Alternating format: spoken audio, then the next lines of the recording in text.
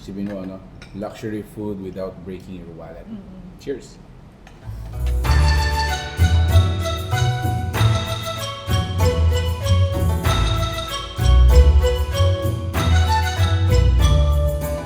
Yes, it's eating time and ayun nga guys. This is a brand new restaurant. Actually, not really brand new. Mga 3 months na po sila na nag-ooperate. But I'm really surprised na may ganitong restaurant pala dito sa San Fernando. So, it's a good setup, no? Yung sigurong dining area niya, it can accommodate 30, less than 40, mga ganyan. And then yung pinaka first floor niya, yun yung pinaka kitchen natin.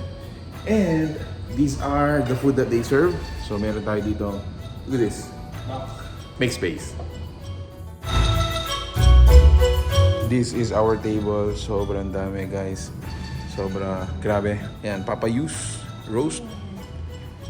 What do you think is most promising para sa'yo, bro? Ako syempre yung kanilang Peking duck. Peking duck. So marami tayong option dito. Meron tayong roast, meron tayong parang steam nila, and meron din tayong two-way. Wow.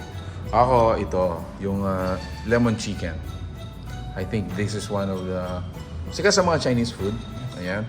And of course, syempre rin yung mga special preparation sa kanilang mga duck. Yan, mga juices. Yan. Bago to. No? You don't get it anywhere. Parang ganun. Meron tayong grape, red guava, meron tayong peach, and passion fruit. Alright, so there you go guys. Again, this is our table. Maraming salamat Papa Yut Roast for inviting us. Nothing too much fancy about the design and everything, pero you're gonna be surprised with the food. Parang yun talaga yung pupuntahan mo. Yes, actually, tingnan mo naman yung food na nasa harap natin. So from the simplest at hanggang doon sa mga pinaka-sikat na dish from China. Complicated food, parang ganun. Okay, duck nila, it has two-way servings. Ayan, no? So meron tayo ditong bone, and then ito yung parang samgyupsal nila, di ba? Which is, pwede mo siyang i-mix or pwede mo siyang kainin with the vegetables And the wrap. Yun. And then for the dim sum, so meron tayong hakaw, xiaolongbao, meron din tayong siomai, chicken feet, and yung kanilang spare ribs. Yes.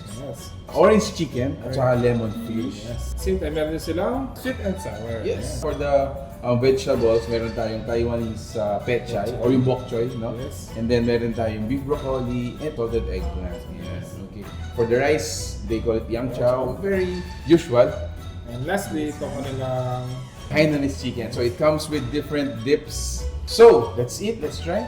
Let's try them.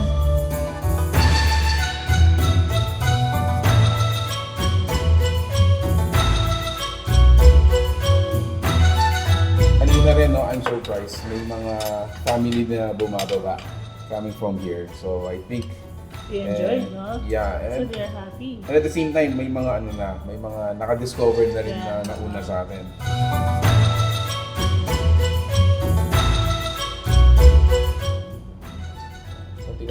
Konti-konti lang muna tayo kasi sobrang dami nito.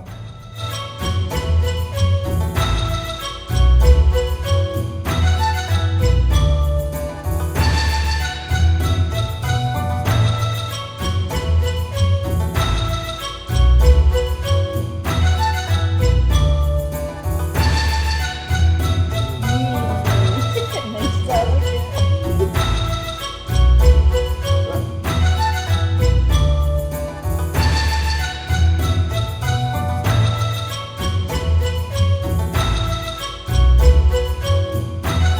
Actually, ito, bao. Xiaolongbao. Sikat din sa Taiwan. Let's taste it.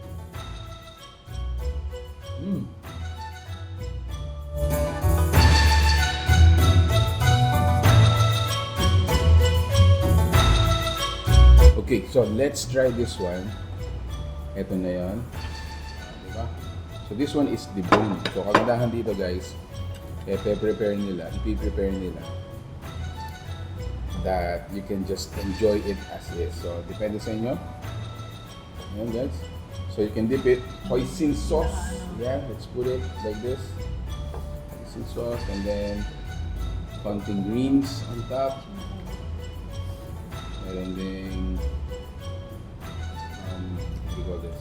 Carrots at saka cucumber. Guys, if you're going to a Chinese restaurant inside Clark and ito yung in-order mo, sobrang, of course, you're gonna get the value for your money, pero mahal.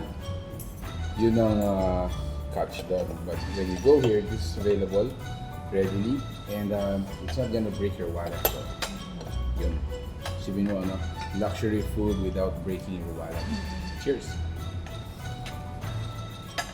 So, tikman muna natin without the mga sauces niya. Chinese chicken. Lambot. Malasa na nga in fairness kahit wala pa rin yung mga dip. Sabi nila masarap gawin. Ginger. Yes.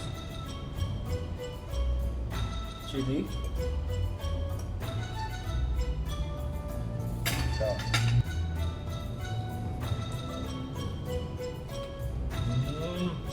Nagib ba nga?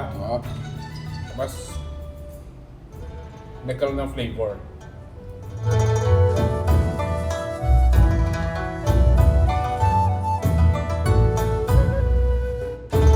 Alright, so ayun guys, another place for you to check out. This Yes. is a hidden treasure para sa akin, no? Especially kung kayo naghahanap ng mga Chinese food or mga Taiwanese dishes na available dito sa Pampanga. So Yes. available lang yan dito sa may Papa Yut Roast na located lang dito sa may Dela Paz, Norte, City of San Fernando, Pampanga. And they are open from 11 a.m. to 8 p.m. Monday to Sunday. Yes, sir. So before we let them go, bro, ano yung nagustuhan mo? Siyempre ako nagustuhan ko yung kanilang beef broccoli. Really? Wow! Yes. Guys, must try din yung ng mga dim sum. They have different varieties. So make sure when they serve it, you're gonna eat it immediately while it's hot. Yes. So if you like the food you saw in this video, please give it a thumbs up, share it with your friends. And when you share it, guys, make sure to tag us we're in Pampanga. Yeah, so that's it. Thank you for watching We're in Pampanga. Until our next discovery, peace out. Bye, guys. Uy! Uy! May Take out.